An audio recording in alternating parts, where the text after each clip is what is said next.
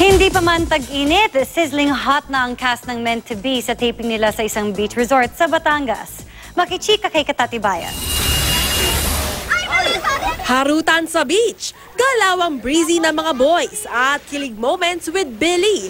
Ilan lang ito sa mga eksenang hindi dapat palampasin sa top rating show na Meant to Be. Ang gimmick ng barkada bago pa magtag-init out-of-town trip sa beach.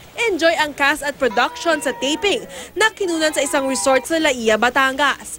Hunk na hunk ang Meant to Be leading men na naka-board shorts. Si Barbie Forteza naman, first time nag-two-piece bikini on TV.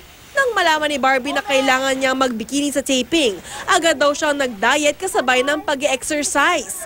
Once nabasa ko yung script na may ganitong eksena, cut agad ako ng carbs. Wala agad carbs. Maliit na chicken for protein and egg whites. Hindi kamote kasi hindi ko talaga kayang kamote. Saba, saging na saba. Yun.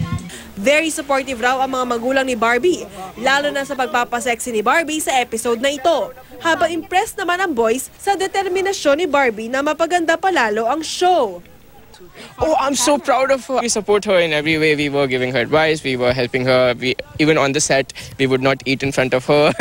Iba yung disiplina niya sa pagda-diet pagka nagpe-prepare siya sa ganito. Tulad ng isang araw, sobrang hiring niya talaga sa ice cream. Kaharap niya yung ice cream. Hindi siya kumain. Apple lang talaga siya. Dito magkakabukingan kung ano ang style ng panliligaw ng mga boys kay Billy.